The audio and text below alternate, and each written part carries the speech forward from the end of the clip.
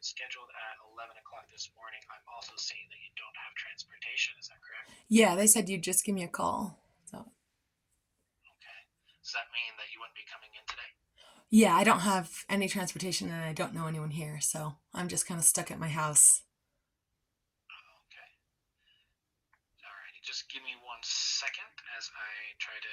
Do you happen to have like Zoom or something like that? Yeah, I do have Zoom. Okay. If I create a Zoom account, can I go ahead and give you the login or the code so you can go ahead and Yeah. discuss that way?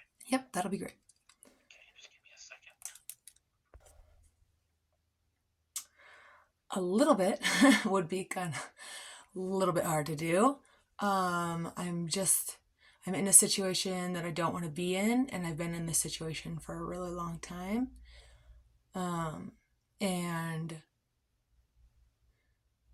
I tried to get out of my situation safely and without, um, like,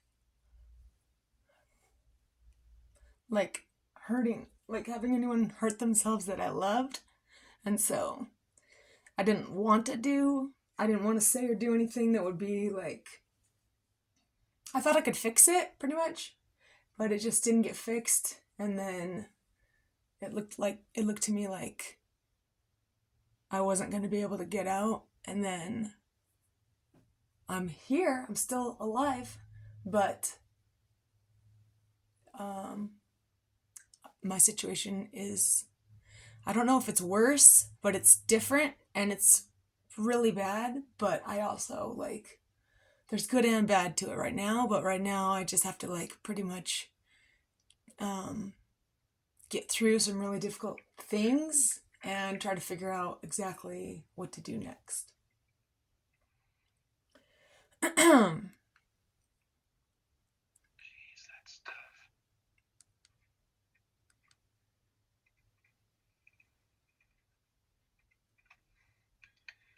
So, what all have you been trying to do right now in order to find security in your life? I so let's see. All right, so I started to notice that I was not going to be able to get out of my situation like December 2021 and then really into January 2022. And then I started to like ask certain questions about my future and what I was going to be able to do. And I found out that those things that I wanted were not compatible with my situation. So then, starting in February of 2022, I started reaching out to his parents and asking for help because I thought maybe they could help him. And they said no.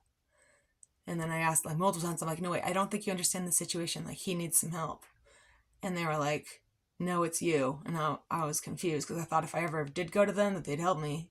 But it turned out that they didn't, either they didn't believe me or they didn't think it was that bad. And um, so I tried a few times. I was like, there's no way they're not going to help me. Like, there's no way they don't, like, if I asked them, I knew they were going to help me. But then they, like, it was really surprising to see that they didn't believe me and that they told me it was my fault. And that, like, they weren't going to do what I was asking them to do. Yeah, so not receiving any of that support. Jeez. So anyway, um, my mom is really, really, really, really bad. Like, I'm more terrified of her than anyone in the world. Well, at least I was. I cut her off in like 2018 or 17. That's when I cut her off for good because like I had taken two of my siblings. So she took my siblings out of school. They're all young. My youngest brother's like was born in 2003 and then my other brother's born in 2000 and my sister's born in 98. But um so I've had two of them live with me to try to get them to go to school, but she had pulled them out of school when they were in junior high and I didn't know. And so they couldn't really do high school because they'd never been in school and I didn't know this. So I tried to put two of them in school separately. I tried first with the oldest one and then she did eventually graduate high school. And then my brother came and lived with me after that and then she kept tempting him. She sent him a TV and like she kept saying, I'll give you all this stuff. And like, I'm not as like easy as her. Like I'm more strict. And so he chose to go home for the like Xbox and TV and all of her promises. So he never graduated. He went home and lived with her again. But that's when I cut her off, is when she enticed him home with gifts. I was like, how dare you sell his education for gifts? Like, he does not need that. So that's when I last talked to her. I think that was probably like December of 2017 or 2018. I don't remember. But anyway, so I cut her off because she's so bad. Like, she's so like the stuff she did to me was way worse than what she did to them. But I'm afraid of her. And so anyway, when my in-laws said they wouldn't help me, I went to see if she had changed in like March or April of last year. But I was like, maybe she's like, because my siblings are all out of the house by now, like, and they had been out by then, and so I was like, well, maybe she's nice by now, maybe she will help me, like, maybe she'd be a good grandma and watch my kids. That wasn't the case.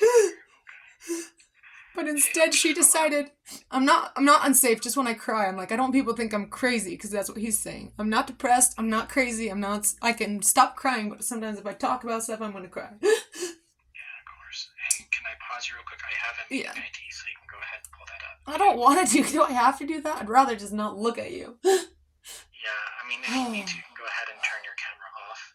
Yeah. Because I'm a student, I kind of do have to record these to make sure I'm giving you ethical Yeah. advice. Alright. So, God, I just hate that this. primer, but I know, I'm so sorry. Oh, okay. Yeah, let me write this down.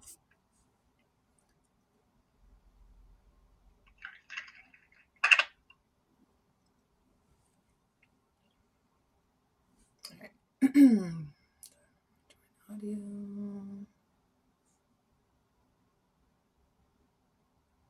Alright, can you hear me?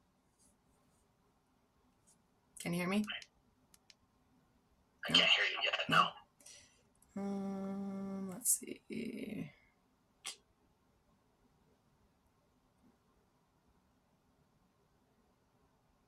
Can't hear me still? Nothing? Nothing? Still can't hear me? I don't know why. You can't hear me now? I had it fixed. Yep. Okay.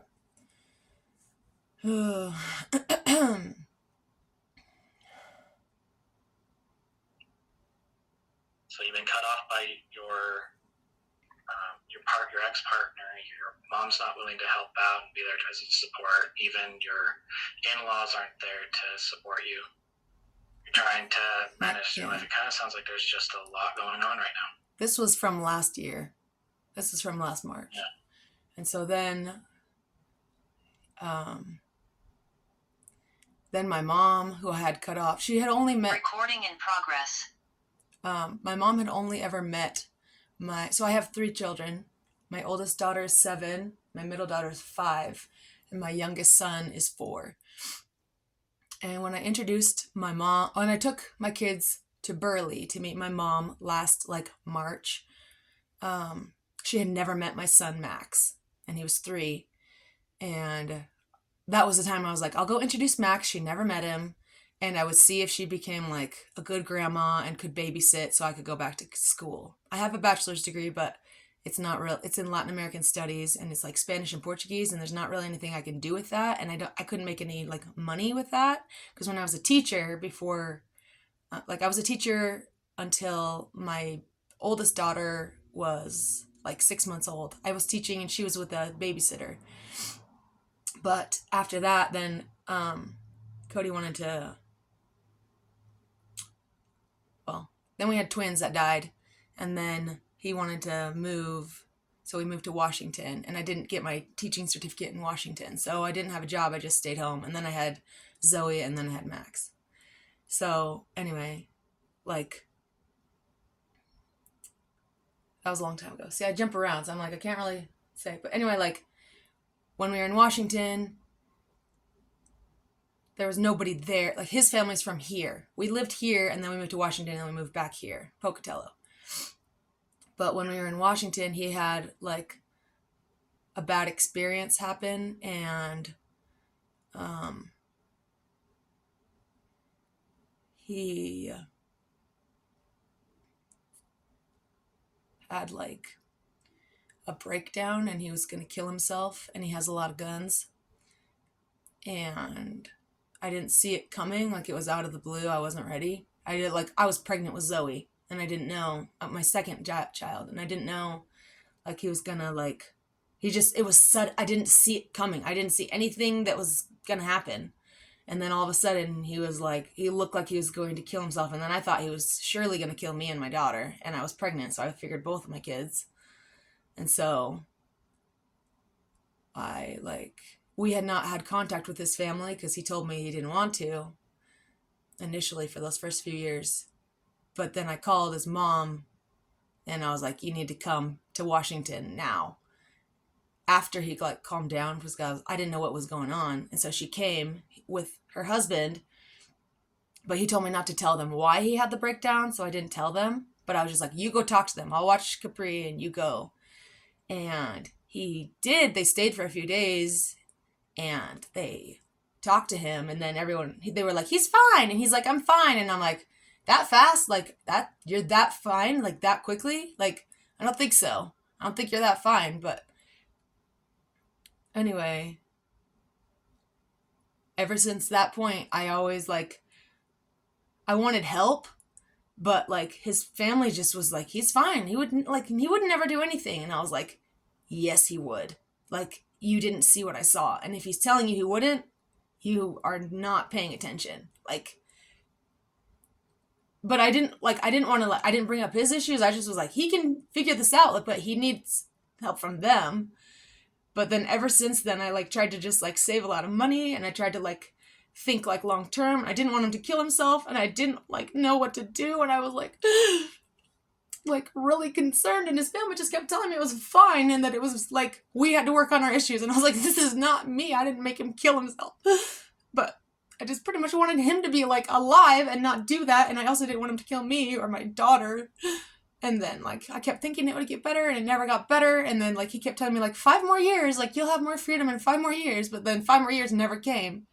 And then, I, asked to move back to Idaho because I thought his family could help him if we were closer. Because if we were in Washington, I was completely alone. I didn't know anybody at all.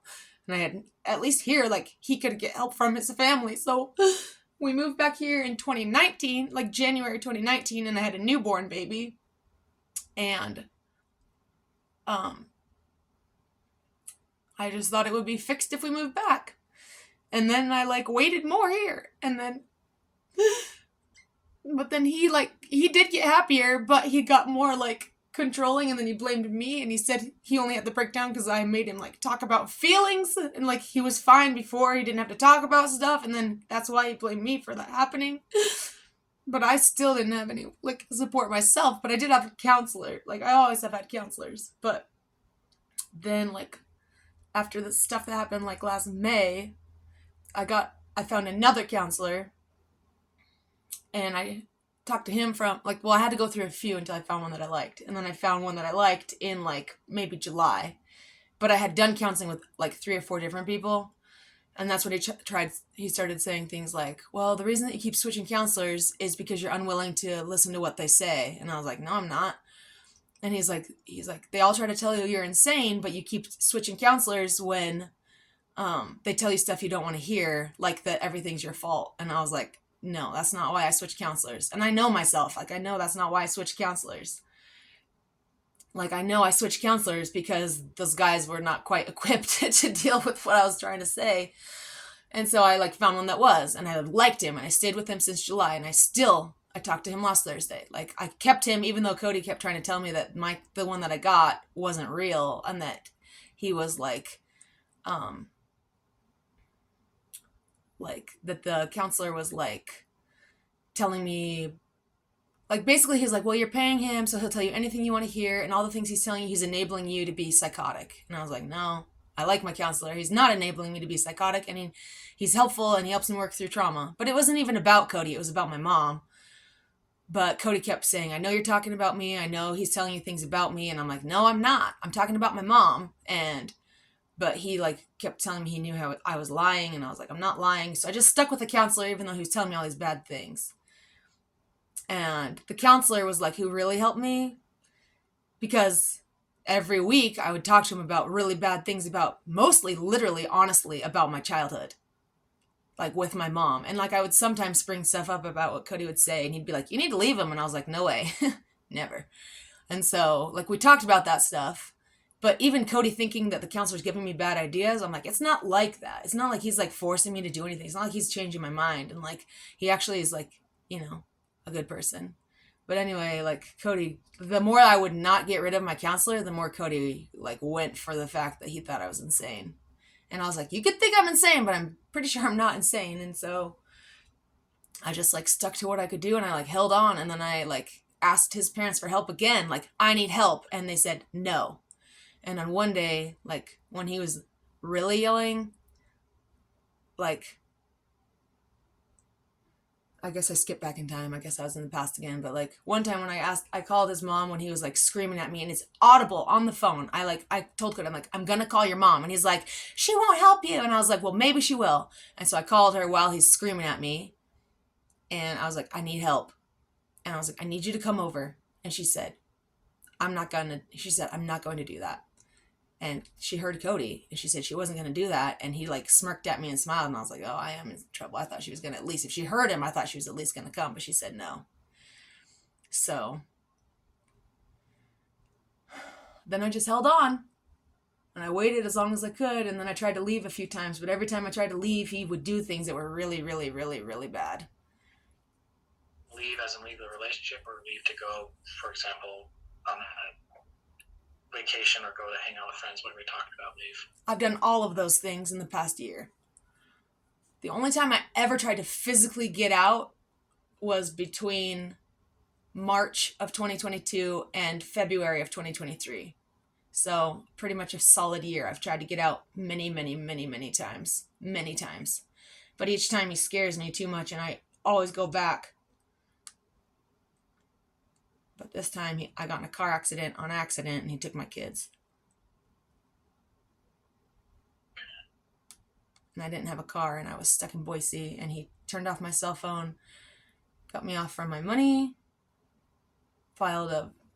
he told me that he's filed police reports throughout the past year. I don't know if he really did or if he was just pretending, but he's told me he's filed multiple police reports. And I just got a call from CPS that apparently, I don't know if he filed the report or what, but obviously he didn't tell them that he turned my phone off and that I was stuck in Boise, or I don't know if he told them where I was, but they couldn't reach me because he turned my phone off. And so now I have a CPS thing that they told me on Saturday is substantiated because I didn't reply. And I was like, I couldn't reply. I had no phone. I was in Boise. I had strangers helping me. And she's like, well, it looks like you didn't answer. I was like, but I couldn't answer because he turned off my phone. Check Verizon, So now I have to do that. Oh, and he filed a restraining order and said I'm psychotic. And I was like, I'm not psychotic. But the judge granted him 90 days. And I didn't have a lawyer because I didn't have a phone, and I was in Boise. I barely got back in time for the court thing. And now he's trying to say all these things, and I'm like, but it's not new. It's not like I didn't see this coming. I was just really, really, really, really afraid.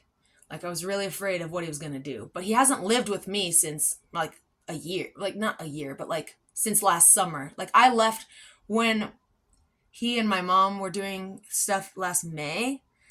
And I saw my mom texting him March or April. Oh, let's see. I saw their text the very last few days of April. And when I saw that she texted him, I just was just losing my mind because I thought he was talking to her, but he kept being I would never do that. No way. Then I saw the text come through, and I was like, oh no, this is not good. If he is texting my mom. And she felt like it was she sent a text that looked like it was the middle of a conversation, but there were no texts before that. And he's like, oh, I don't know. She's crazy. She just sent some random text. I don't know. I just ignore it if she ever does. And I'm like, but why do you even have her phone number? He's like, I don't know. Just know who it was. And I'm just no, you're not no, you should have her blocked or something. You should not have that text. And then I started to go crazy because I was like, oh, I'm so screwed. I'm so dead if he's talking to my mom. And he was. And so bad things happened. And then in June, I left. I was like, well, I'm taking the kids and I'm going on a road trip back east. I grew up back east.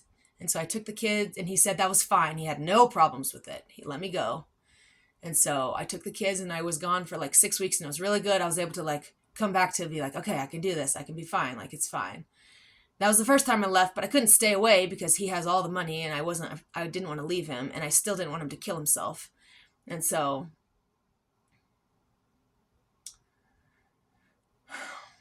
that was the first time I like ever got away. And when I got away, I was like, wow, I feel really good. Like, this is really, really good. But I didn't have anywhere to stay. I don't have any family. I don't have any friends, and I can't just stay away forever. And I also felt bad that he didn't get to see the kids. So I like made myself go back, and I went back and I tried again. And then I tried to leave again in August, and then I came back and I was like, in August, I thought about leaving to go get help for one night. And I was just like, I just need to clear my head. Like, if I take the kids, he told me he would file for, like, I forget the word, but like that I would take the kids and run. And so I was like, well, I'm not going to do that. Like, I don't want to look like I'm running. I just needed like a night. So I like took a night away and I slept in my car so I could get away from him, even though he didn't live here, but he was making me scared on text. That was like August 10th. I know the date because of what he did afterwards, but I left for one night, slept in my car, and then I came back the next morning and he was gone and he took the kids. And I was panicking. I was like, what happened? Where are you? What's going on? And like, I was calling him incessantly. Where are you? I was gone for like one night. Where are you? And he didn't respond. He didn't respond. He didn't respond. He didn't respond. He didn't respond. And I was like, oh my God, what is happening? Why is he not responding? And then he told me that he switched cell phones that day and he couldn't answer because his cell phone wasn't working. And he's like, oh, I took the kids because you abandoned them. And I was like, no, I didn't. And he's like, well, I have a police report that you did. He didn't tell me the police report thing until later, though, like a lot later. He's like, well, I filed the police report that next morning that you were gone. I was like, but I was there the next morning. You weren't there. He's like, well, I left the night before. I was like, so I asked you to come watch the kids so I could leave for a night to collect myself. And apparently immediately he packed them up and left when I was out to go sleep in my car to get away from him. And then he apparently filed a police report and then took them, and then apparently his phone wasn't working for like 2 days, according to him. And then I was like, I will never try that again. I will never try to get away. Like, I will have to figure out how to get away with my kids, because if I leave, he's going to say I abandoned them. And so I had to figure out how to get away without actually going anywhere. So then I since August 11th, not only did he do a police report, but he also went to a lawyer and paid $4,000. And I saw that charge come through on my credit card. And I was like, oh my God, I'm so dead. Like, why is he getting a lawyer? And I don't know where he is, and he's not answering his phone, and he's gone, and he left last night, and I just wanted one night to get away from him scaring me. And so then I was just like, okay, I'm going to just be like really nice so that he will I just needed to stall. Like, I was just like, I just need a little more time because I cannot figure out what to do. And so, like, I was stalling since August 11th when I saw the lawyer, but then he cut me out of my money. He took me off the bank account. He changed the password, and he moved all of our money out to a different thing. So starting August 11th, I was so screwed. Like, I had no access to money. I had access to my whole marriage for 10 years. I was the one who paid the bills. I was the one who did all the finances. I did all of the money. And so from that day, he's like, well, you left and you're cut off. And I was like, oh God, I'm so dead. And he's like, but I'll give you an allowance. And I was like, I don't want an allowance. I want access to the money that I've always had. He's like, well, you were never on that account. And I was like, but I always was. It's a joint account. And he's like, it's not a joint account. Your name has never been on it. I was like, well, I had access to it for 10 years. Or like at that point, it was like 8 years. So anyway, I was cut off around August 11th. And he told me I cut him off. And he told me I made him homeless. And I was like, that doesn't even make sense. Because I was living in this house. But I told him he could have the house. I told him I didn't need the house. I was like, I'll go sleep in my car. I don't care. And he's like, no, I'll go. You're the abuser. I'll leave. And I was like, I'm not an abuser, but like, you can have the house. I told him he could stay here with the kids. And I was like, I will go sleep in my car, or I'll go get like a $500 apartment, or I'll go sleep in someone's basement. I'll just come watch the kids while you're at work. Like, I'm not looking for any of this stuff. I just need some time so I can like sort through the trauma of what happened in May, which I'm not talking about today. I don't want to talk about it. So I've been trying to do that, and then I have just gotten I've been trying to stay very calm. I've been trying to like figure out how to leave without actually going anywhere, and how to like get help. And I've called shelters and I've called places, and they're like, well, do you have any bruises? And I'm like, no. And they're like, do you have access to money? I'm like, yeah. Like, do you have food? I'm like, yeah. And they're like, well, we only really help people if they have battery, and it doesn't sound like you fit that, so here's another phone number. And so I'd call the next phone number, and like nobody would really like do anything. So I was just like, I was talking to my counselor, and I was like, I called all the shelters, and he's just like, all right, well, keep calling. I was like, well, I've called them all from here to Salt Lake. Like, there's not really any more things to call, you know? So I just kind of like stayed where I was, and I just like kept trying to figure out what to do, but I knew it was gonna end really bad because he got really mean, and I was really afraid. And then here I am. And he did what he said he was going to do, and he took my kids, and he filed like CPS, and he filed police, and he like said all these bad things, and now I have a restraining order because he told the judge I was insane. And the judge is like, okay, 90 days. Like, he gave him, like, he hasn't even seen the kids in the past like year, but apparently he can say I'm insane, and then he can take them away in one day, even though he hasn't even been here. So now it looks really bad, and I don't have a car, and I don't have any money, and at our divorce thing, he told his lawyer to like say that I have mental health concerns and to lock my savings account because I had $60,000 saved. And so he locked it, and now I can't even spend that. I'm like, my lawyer's trying to get that money back, but I'm like, that was the money to get away, and now I can't even do that because Cody asked for access. Well, he asked to have the money turned over to him. But luckily, my lawyers, I got a lawyer, thank God, at the last second for the second hearing, because the first one I did by myself. But for the second one, my lawyer told the judge, like, hey, let's not turn it back over to Cody because she has concerns he's going to spend it. And the judge is like, okay. And that's the first time he listened, the judge. Like, that's the first, like, the other judge didn't listen at all. The judge is like, oh, she's crazy. Yeah, 90 days, no kids. And I'm like, you don't know me if you think I would ever hurt my kids. And I'm not crazy. But anyway, so the second judge about the divorce listened to my lawyer, and he's like, okay, I'm not going to turn it over to Cody. I'm just going to freeze it. And so he told my lawyer to not let me spend any of it. So I'm like, that's fine. But unfortunately, I had all $60,000 in one of my accounts. Cody doesn't know that, though. He doesn't know where my money is. And that's another reason that it's good, because he has no clue. He doesn't know how much I have. He doesn't know. And he transferred it to me when I was cut out of the joint account anyway. So there's no way I even had access. I was already cut out. So I'm like, he sent it to me. I didn't take it. I was already cut out. So anyway, and he doesn't even know where it is. He sent it to one account, and I did move it to another one. So anyway, but I didn't spend it anyway. So I have that money, but it's frozen.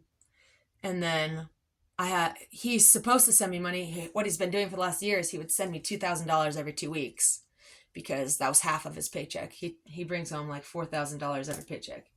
Something like that. Or maybe it's $3,000, and I don't know. $3,500. I don't actually know anymore. It used to be around $4,000, but then he cut me out, so I'm not sure. But he's been sending me about $2,000 every 2 weeks, and then he stopped doing that when he cut me off. So I'm like, I only have $1,100 left that I can use because it's in my checking account, and I don't have a car, and my lawyer said I can't buy one because I can't use that $60,000. And so I'm just sitting here waiting, and I'm asking strangers to help because I can't get anywhere. And he filed for divorce in Idaho Falls, and we don't live there. We live in Pocatello. And so my lawyer was trying to get it moved back to Idaho Falls because Cody knew I couldn't get to Idaho Falls. And his lawyer told the judge, like last week, he was like, his lawyer literally said this out loud. He goes, because when my lawyer was like, they even filed in Idaho Falls, no one lives there. Like, Cody works in Idaho Falls. He doesn't live in Idaho Falls. The family home is in Chubbuck in Pocatello. And Cody's lawyer goes, well, we were under the impression that she was going to be institutionalized for mental health concerns permanently. He's like, so we thought she wasn't going to show. I was in Boise. I was stranded in Boise, and his lawyer said that. And then his lawyer's like, but we weren't acting in bad faith. We thought she was institutionalized for all this stuff. And I was like, you're lying because you saw me last week. He saw me on February 15th. So when he said that to the judge, like last week, I was like, you're lying. You saw me. It was the same lawyer. You saw me on the 15th. But he told the judge, we thought she was locked up. And my lawyer's like, objection, she's not. She's right here. Because I wasn't on the Zoom chat, but I was in the room. So anyway, he like said it to the judge, and he's like, but it's not bad faith. We think she's locked up. And my lawyer's like, no, she's right here. And I was like, and I knew he was lying because I was like, you saw me. If you saw me on the 15th and I was by myself, you didn't think I was locked up. Why would you think I was locked up? And then since I've been home, since I got back to Pocatello and I got back into my email, because I couldn't get in my email because my phone was turned off and it wouldn't do the Google Verify, but I got home and got on the Wi-Fi and it connected. When I got home and got to see my email, I have 2 emails about life insurance policies, and then in the mail the next day, I get another thing that says life insurance policy, and then I remembered he had talked to me about life insurance earlier, and I was like, he told me he was going to put a life insurance policy on me, so I was like, I'm going to Google it, or like search my email inbox. I searched my email inbox, and I find on November 29th, there's emails to my inbox that I never saw that were just archived, that he took out a policy on me in November 29th of 2022 for life insurance for 200, like multiple brands. And they all come in like right after he takes my kids, and I'm like, did you think I was going to kill myself because he told everyone I was insane? Or like, did he plan to kill me? Like, I'm not sure. There's life insurance policies, and they're in my email inbox now. And the one that got mailed to me says it was mailed to me on like February 24th or something, and it's like this big packet, and I'm like, why did you want a life insurance policy if you've been telling me you're going to divorce me since August 11th? If it was August 11th, why are there emails on November 29th that you have a policy on me? And why did I never see that? And he had asked me if I saw something months ago. He's like, did you see anything about life insurance? I was like, no, I didn't. Nothing came through. And he's like, oh, if you do, you have to sign it. I was like, I never saw anything. I didn't. I really never did. But now I'm like, well, did he sign it? Because I know he was tracking my email from Blackfoot, because I found that out months later. And I told my friend that like a couple months ago. I was like, I saw that my email's logged in Blackfoot. That means Cody's reading it, because that's where he's lived since last year. And then... So Casey, I'm going to pause you real quick because we're kind of running low on time. I'm done anyway. I said enough details, but I'm like, that it's just... I'm trying to sort the story and be like, I need to figure out what to do. That's why... Oh, Cody told the judge I can't keep my same counselor because he's biased. So that's why my counselor told me to contact this and find one that would take me, because the judge agreed with Cody and ordered me to find a new counselor because he said my counselor was biased. That's why I am here. All right, so that kind of clears up a question I had, so that's good to hear. So the hopes is being able to get a counselor here is going to be able to give extra support for you and for your struggles, but also be able to show kind of in your own words that you're not crazy. And they need to contact my old counselor and get the information. You need to, I have not a year, but July till now with my old counselor, and he's not allowed to testify for me because Cody told them he's biased. So I'm like, I need a new counselor now who can gather information rapidly and put together whatever it is that this judge wants to know so I can get my kids back. Because Cody told him not to listen to my counselor. And I was like, I can do any counselor on the planet, but he keeps blocking me everything I try to do. That's why. And I also do not want to hurt Cody still, which I'm like, I know that's trauma, but I was working on that. So I'm like, I still don't want to do anything to make him feel bad, but I still need to defend myself from stuff that's not true. So. Yeah. So what you're looking for immediately right now is kind of just that support. However, on top of that, someone who can get the records from your old counselor. If that's allowed, yeah. Whatever's allowed by the judge, I need the counselor to get my whole story, which is so stupid because I don't have a lot of days. And if he's allowed to use this stuff from my old counselor, get it. Or if he's not, then they're going to have to listen to my whole story really fast and get the information fast. And hopefully at least talk to my old counselor, because I can't have him testify for me anymore because it's ordered. And I have the protection order that says I am ordered to get a new counselor, and excluding the one that I have had since July. So he's even trying to block even the only person who's heard my story. So I need that, and I need it really fast. So that's why I've been calling, trying to figure out how to do that. And I don't have a next court date, but I should have an update on what's going to happen next by March 1st. So I'm trying to get a counselor by then and tell my lawyer so he can put that in by March 1st, because we should hear back on I should know the next date by March 1st. So I'm just rushing, I need someone by March 1st. Okay. So by getting that, then at least you can go ahead and use the documents that you were that the sessions were made of with your old counselor in order to help you with this current situation. Or I can, at least at minimum, I can say, I have a new counselor. I can tell the judge, like, I did what you said. I got a new counselor. Like, and it's one who's going to fight for me. But I can't go interview people right now. I don't have days. So, like, I need to have a good one. And I need them to be like, yep, I'll go to court. Like, it's so stupid. Like, it's so dumb. But I'm just, like, hoping I can at least be like, okay, I did what that judge said. I got a new counselor, and I will still say the same thing, and I will still say my story, and, like, someone will still help me. So that's it. The end. So I'm hoping that will happen. I can get a counselor. That's good. And so that kind of gives a lot of pressure. A lot of what? What'd you say? And you've reached out to... Sorry. I was just kind of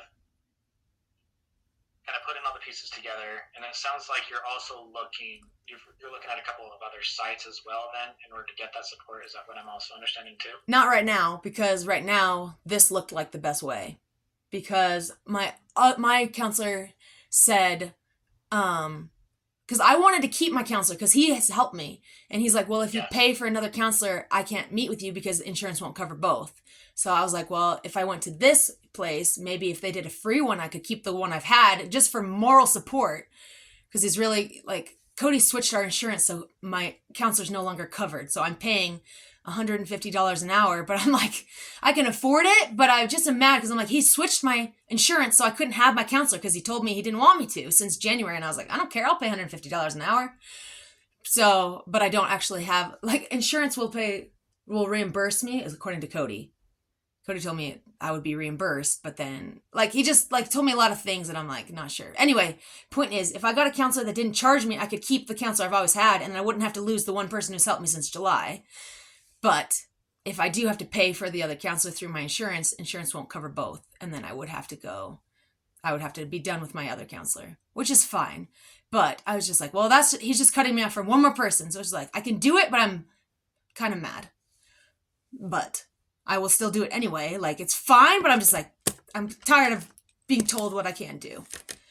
Just because, like, I did like that counselor, but I'm willing to get another one. But, like, I was hoping if it was free, I could keep the one I already had.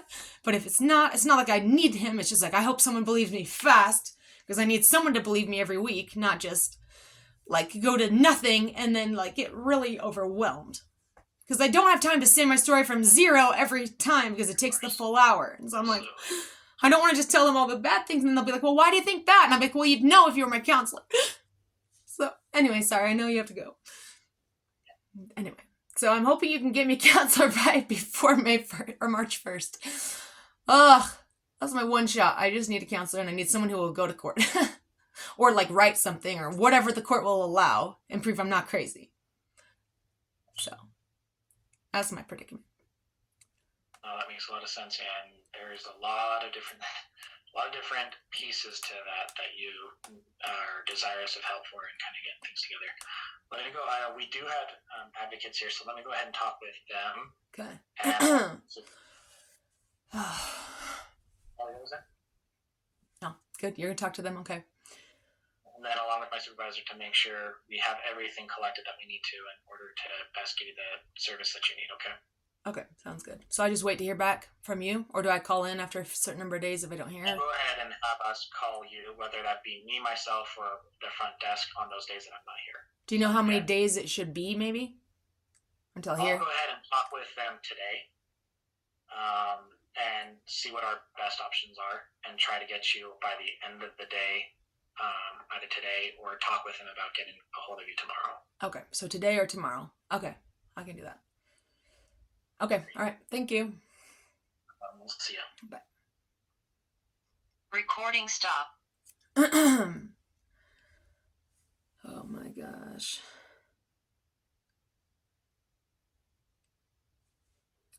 It is Monday, February 27th, 12 o'clock. There's my baby. Oh God, I'm stressed. And I have to do this while not looking crazy. Easy.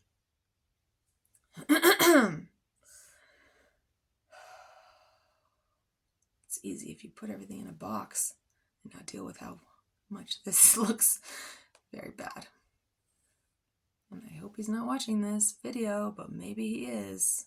But at least if he doesn't delete it, at least if I have the actual one, maybe that would be good. I hope he doesn't delete it.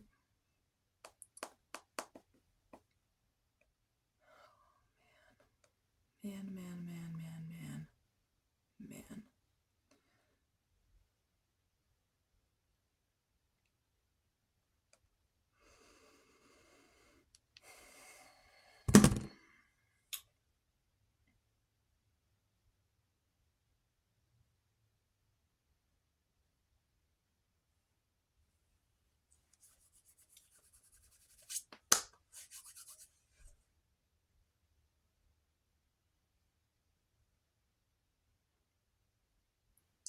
I'm even just leaving the end of this video on so I can, if he does try to say, look how emotional, like I can be not emotional. It just takes me a while to calm down when I talk about scary things. See, everything I do, I have to like watch what I do. I'm telling myself this. I'm not talking to him right now. If he's watching this, it's against my will. If my mom's watching this, it's 100% against my will. If anyone biologically related to me or Cody is watching this, it is against my will. I would never want them to watch this. Any of them. I don't want them in my life anymore. None of them.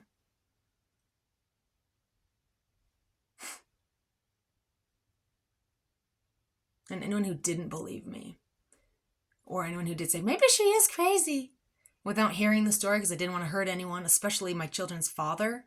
I didn't want him to kill himself. I didn't want him to get I didn't want to ruin his life or his career. And I was like, if he loses his job, he'll for sure kill himself. Like, he's got to keep his job. Like, everything is about me keeping him alive.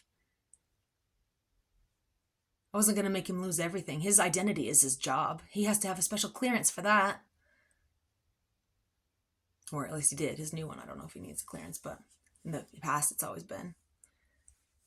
See, I don't know. I always have to watch. I'm like, well, I have to watch what I say. Like, and he'd be like, I don't have to have a clearance. And I'm like, well, you did for like a lot of years. Oh God, I have to think everything through. How to not get it used against me. But anyone who didn't believe me or who didn't help when I begged them, I hope one day, if they are the religious type who said, well, you should go back to church and that will solve everything. If they are that religious type, I hope that they get to experience this past year. Like, if there's I was just imagining, what would be the way, I wouldn't want to hurt them. All I would do is say, for example, I'm talking about heaven, because I'm going to the religious mindset where they think if I went to church, it would solve this. Here's what I would say as the solution if I were talking about heaven. This is kind of crazy. I think about weird scenarios to be like, I don't like revenge, but I'm like, this would help you to learn. If, for example, they never believe me until they die, these people who I begged for help, and they're like, no, it's you. You're crazy. Go back to church. Go back to your mom and dad. And I'm like, yeah, you should listen. You should believe me.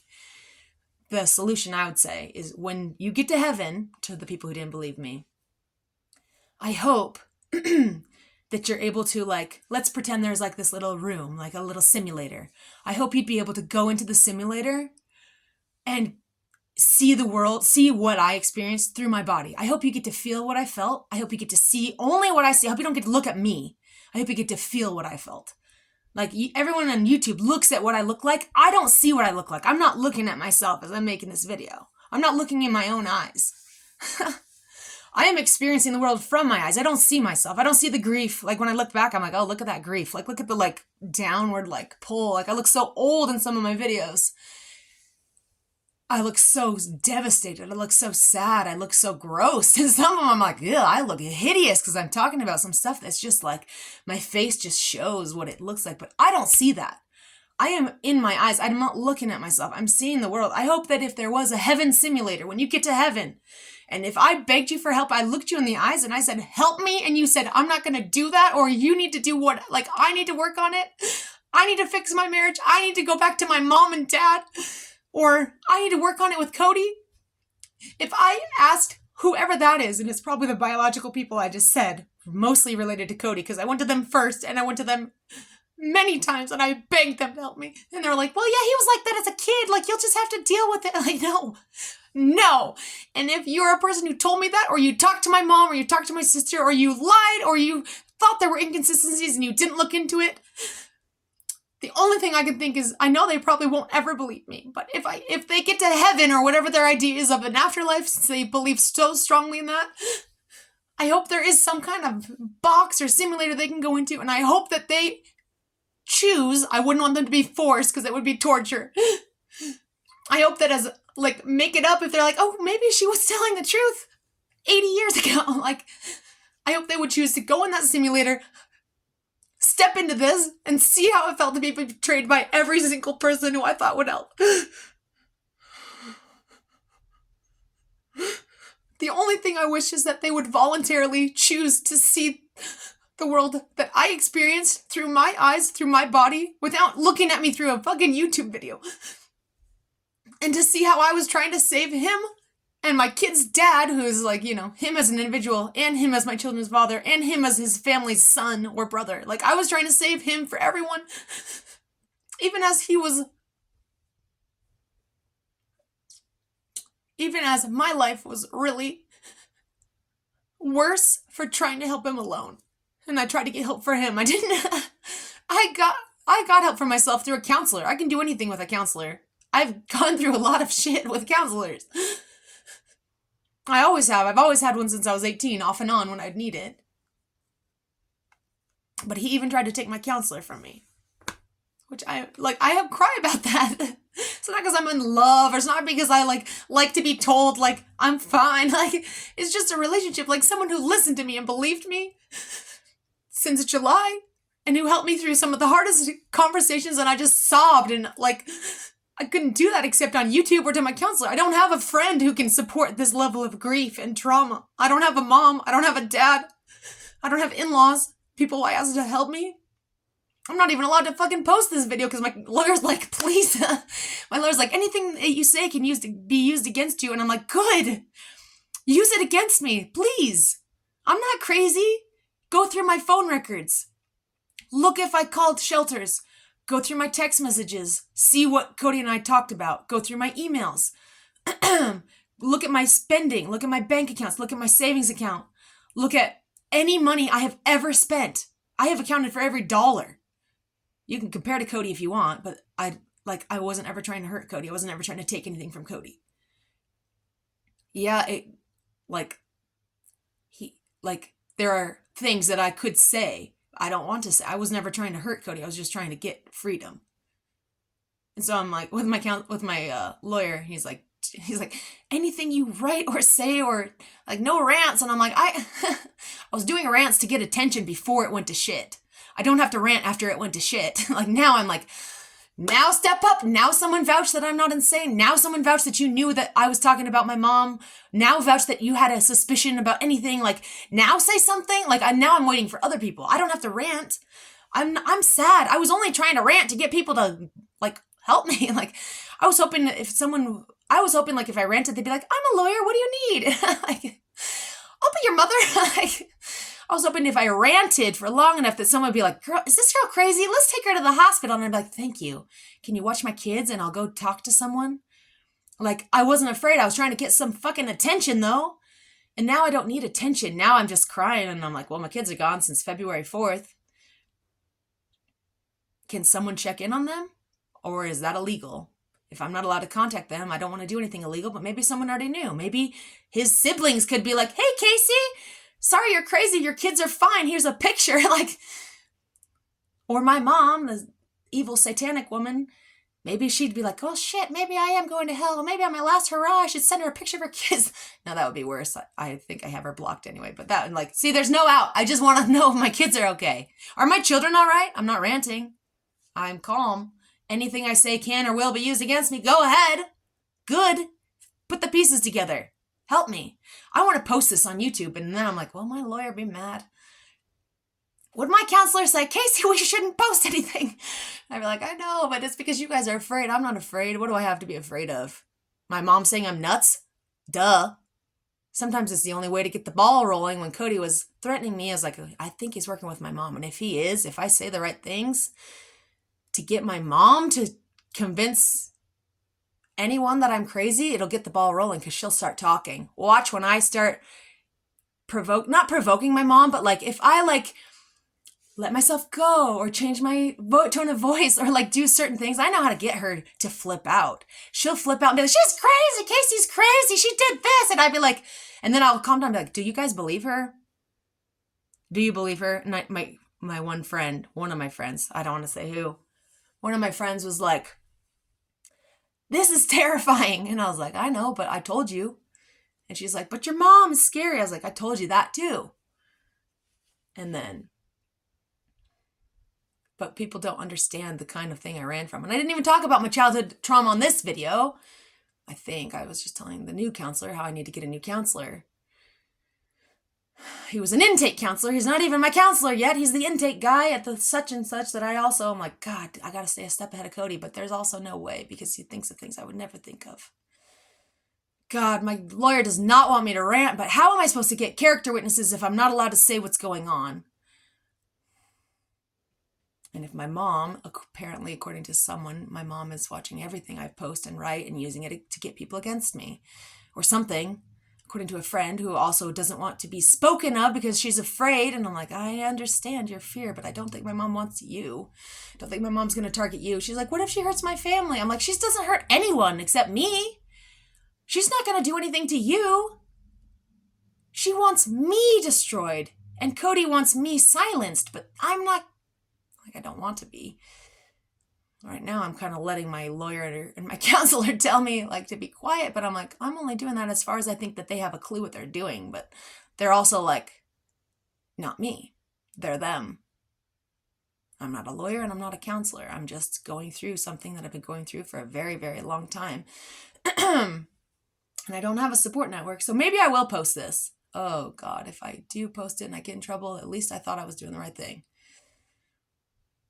Because if I, like, I am not afraid.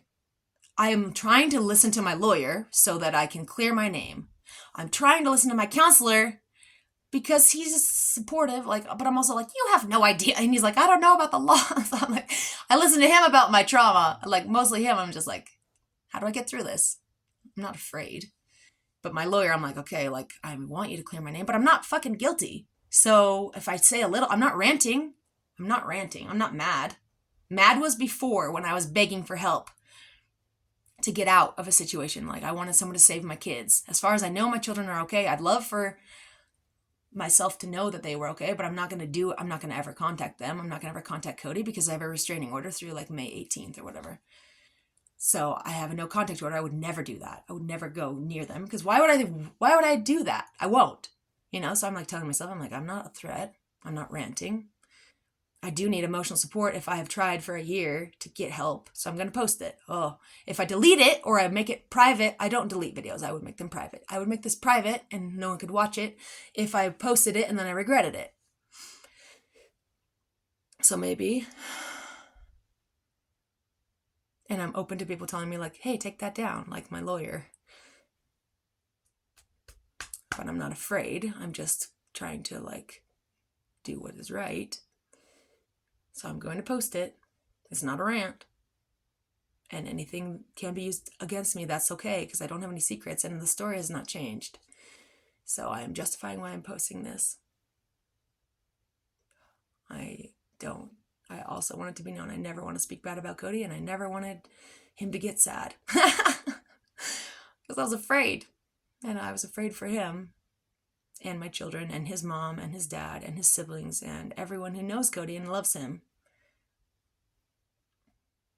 And I do too, but more platonically since then because I was more terrified. I just wanted to get out and he blamed me. And I was like, I won't leave until you have a support system. Hopefully you can get one. I'm good with my counselor. Cody doesn't do counseling and he refuses. He wouldn't do marriage counseling and he says he's fine and he's done counseling and whatever. Like, that's fine. It's his prerogative. My point is, I was afraid that it would be my fault if he died. And I did not want that to happen. So I moved back to Idaho where I don't like to live. Now I might live here permanently if I have to. Hopefully I at least get to keep this house that I've lived in. Not that I need the house, I could sell it. I just need somewhere to live because I don't have any resources or family or friends in the past decade because I cut everyone off because I didn't want them to know I left the church. Didn't want them to be sad. I didn't want to be looked at as an apostate. I just thought I could just like go find new friends that weren't LDS and not hurt the friends I had that were LDS. And then turns out I'm not very good at making friends when I have 3 children or 1 or 2 or anything, or I move every 12 months and I go to Washington and then move around a lot. Didn't make any friends, but I used to have friends, and I'm not trying to hurt anyone with the church. So I'm like, well, guess who I have to reach out to now? It's the Mormons. Hopefully they can at least say that who they knew I was looks like who I am, even though I wear tank tops and I say fuck and damn and I drink coffee and I've tried alcohol at 32. I don't like alcohol. It's gross. It tastes horrible. Wine is disgusting and alcohol burns. No, thank you. And I have never still and never likely will, although I'll always be open to the possibility of tried anything illegal ever. I mean, okay, that sounds horrible to say. God damn, my lawyer would hate that. No, I've never done anything illegal. I've never tried drugs. Literally, I love coffee. Love it. It calms me right down. And I don't like alcohol. Never smoked a cigarette. Never tried weed. Never even tried an edible. I've never even tried CBD with THC because I was like, that would show up on a drug test. So would poppy seeds. I'll avoid those completely. I don't even take ibuprofen. I literally, because my mom had Munchausen by proxy. I stopped Tylenol and ibuprofen when I was when I was about 15, 16. I tried to even if I had period cramps, my mom is so medical that I tried to deal with the pain without painkillers. I don't even do Tylenol. I literally don't. Even after my babies, they'd be like, for my C-section, here's some opiates or whatever, or opioids or whatever they give you after babies. I was like, nope, absolutely not. They're like, oh, you need this. I was like, I won't. And they're like, what about Tylenol or ibuprofen? I was like, I'll take ibuprofen, the 500s. That's it. Nothing more. They're like, people need that. I was like, no, I will never do that. I will never. So I would take the 500 bottle home and I would try to only take 1 a day, and then I'd be in excruciating pain and I'd take a couple per day as prescribed. I am terrified of my mom and her medical crap.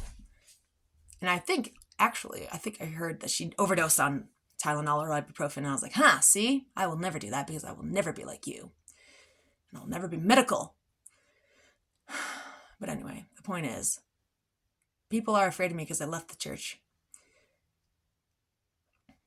But I'm not scary. I'm the same as I was, except I just don't go. But I hid from them because I didn't want to hurt their feelings, and I didn't want them to be sad. I don't like people to be sad. I'll be sad. It's okay. I'm not depressed. I've never been depressed. I was really overwhelmed. And I did go to the ER once when I found out that Cody had a secret bank account that he was spending money on, and I felt like he was lying to me again. So yeah, I did go to the ER once with a panic attack in January, and then he was like, you were suicidal. And I was like, I thought you were spending all my money behind my back again. It was my safety money trying to get away someday. But that's the only time I ever went to the ER. And I went on my own because I literally thought I was about to die. But it was more it was apparently a panic attack. That was because I found he had secret money that he was spending. Not secret money he was saving. He had a secret credit card that he had $8,000 on. And I was like, $8,000! Oh my God! Couldn't really cope, or whatever amount it was. Maybe it wasn't 8. I don't know. I'm not trying to be bad about it. But when I found whatever amount of money was on that card, and he was like, well, I was spending it on here because you're controlling on money. I was like, I'm controlling on money because you're going to die. See, I'm going on to another tangent. I just want people to know I'm not fucking scary. I'm not trying to be scary. I have a lot of trauma, and I was very alone for a decade. And I isolated myself in 2013 when I was leaving the church, and then I got married in 2014 in the temple because I was still worthy, okay? And I duked it out with my stake president, and it was 2 months of interviews. I was like, I'm not sure if I believe in Joseph Smith, but I've never broken any laws. I've never broken the law of chastity or the word of wisdom. I still pay tithing, even though I'm pretty sure I don't believe in Joseph Smith. And he's just like, I've never had this conundrum before. And I was like, well, I'm engaged to someone who's been inactive for 2 years or whatever. He's been inactive since he turned 31. And I think he was, or even before that. He said he didn't go to church in Japan, whenever Japan was. And maybe Kuwait, because I don't know if there was a church in Kuwait. I don't know. Long time. He was inactive, but I don't think people knew. But I knew.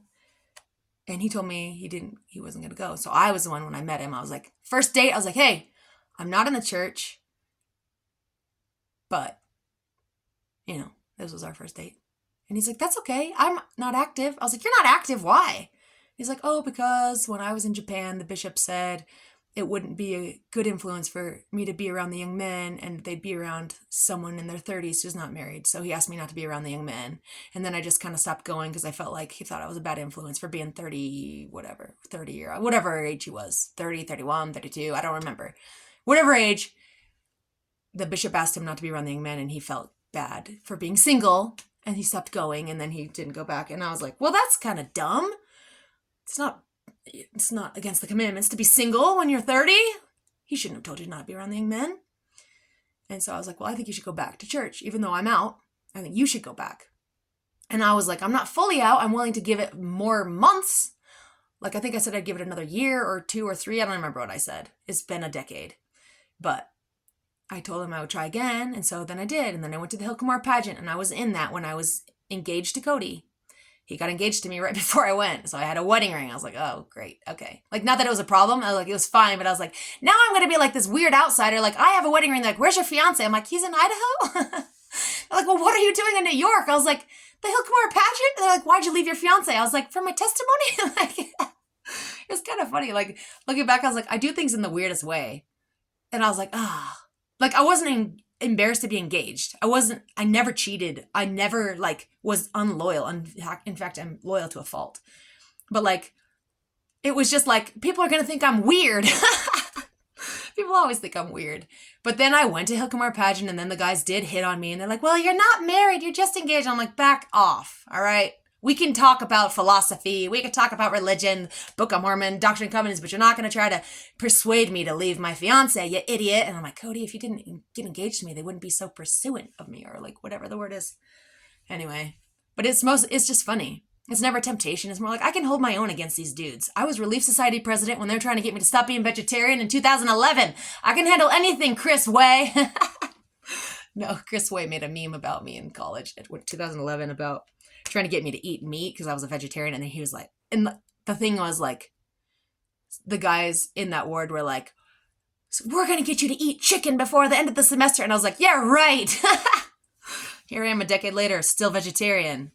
But I don't mind fighting dudes. I think it's funny. I like my personality. I think I'm pretty strong. I think I can handle a lot of crap. My only fears are my mom. A little bit my dad beating me, but not I'm not too afraid I can avoid him. I can run faster than him. He's old. He can't really hurt me, and he doesn't know how to use a gun. He's just more like caveman punch or slam or throw or try to pull me over on the side of the road when I was 27, and that was the last time that I physically let him hurt me, when I was 27. But my mom is scary. My husband, Cody, I don't know. I mostly just wanted him to get help so I could get away from him because it was I was consumed by him not telling anyone else but me and me not knowing what to do to help him. And I was like, I wish I could get away, but I also don't want him to die. And he's still my kid's dad. I don't think he's very emotionally okay. And when he would take my kids, when he's been gone for this time, when he would take them for the weekend, they'd come back with rat's nests in their hair, and he didn't brush their hair or their teeth, and their teeth are turning yellow. And I'm like, you can't have them if you can't brush their hair. And he's like, it's dad privilege. And I was like, no, because I'm going to have to deal with cavities. I'm going to have to deal with rat's nests and their hair breaking off. And then I have to deal with that because I have them all the time. If you can't brush their hair and their teeth, they can't go. And he's like, they don't care. It's fine. Dads can have them look homeless and it doesn't matter. I'm like, I care. I don't want my children looking like that. I don't want that as thinking that they're neglected because I'm not there. And then I would say that okay, how long are you taking them this time? Because you're not taking care of them when they're gone. And he'd be then he'd yell, you're so controlling. And I'm like, I'm controlling because they're my children and I love them and you're not taking care of them. Please brush their hair. I don't have to brush their hair. Then please encourage them to brush their hair and please brush their teeth. They're not old enough to do that. Max is not old enough to be a good brusher, I'm not afraid. I want Cody to have a support system And maybe his mom will brush their teeth and their hair, but his mom is on a mission in Oklahoma, so someone else is going to have to do it if it's not me. And I begged him, come back, please. And he'd be like, you're too controlling. And I'm like, I'm controlling because I don't want my children to suffer. And I want to make sure they're taken care of. I'm their primary caregiver. I have been their only caregiver since at least when I took them to DC last June. And I was gone in that car. I have been their primary caretaker since then. I left one night on August 10th because he was scaring me that he said I needed to be medicated. I thought he was going to call the cops on me again. I was afraid. I asked him to come stay here because I was like literally shaking in my bed and the kids were asleep. And I was like, okay, they're taken care of. Please come sleep here so I can get out. And he's like, no, never, no, never, no. I'm never going to speak to you. You're so psychotic. You're so abusive. And I'm like, no, I'm not. No, I'm not. Just come sleep here. Please don't call the cops on me. Please don't be working with my mom. I would never work with your mom. But you did text my mom. Like, like it was overwhelming. And I had literally not one soul on my team. And then I would occasionally try to talk to friends about it. These new friends who I met in Pocatello since we moved here like a year and a half ago. And I was like, oh, they're not going to handle this trauma. But I'd be like, yeah. And I'd be like, squeaking out a couple words of trauma, and they'd be like, ah, and I'd be like, no, it's fine. Please don't cut me off. Forget the trauma. Just like hang out with me. And they'd be like, okay, but you're really different. And I'm like, I know I'm different, but it's mostly because I try to like curtail myself to not hurt anyone because my mom is really mean. And my husband, I'm afraid of for him. And I don't know. He doesn't have any friends as far as I know. And I felt like I didn't know what to do. Here I am in hour 6. I'm gonna post it, at least for a minute. Ugh. If it's the wrong decision, at least it's the wrong decision that felt right at the time. And if I regret it later, at least in the moment, I was like, yep, this is right. And if I change my mind later, I will put it on private, but I'll never delete it because I'm not ashamed. I'm just like trying to listen to the lawyer. I'm like, I don't listen to lawyers. I am not a lawyer person. I only have a lawyer because I'm accused of things that I know aren't true, and I'm finally trying to defend myself. I'm not trying to antagonize him, but if he cuts off everything, I'm kind of like, guys, I am not a murderer. I'm not sad. Like, if I cry, it doesn't mean I want my life to end. I love my life. Look at my bookcase. Does this look like someone who wants to end anything? Look at my room. Okay, I got a toolbox. It's kind of messy, but it's just my desk. Got my closet and my bed. Like, I'm not sad. Like, I'm sad, but I'm not depressed. I would never kill myself. I fucking love philosophy.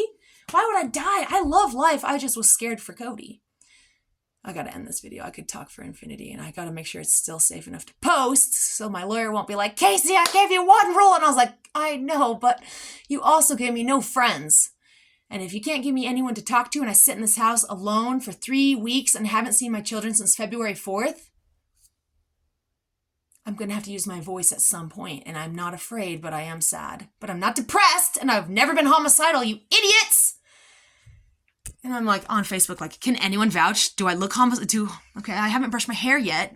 I just got out of bed and I talked to my intake guy. Okay, see, I'm making excuses. I'm fine.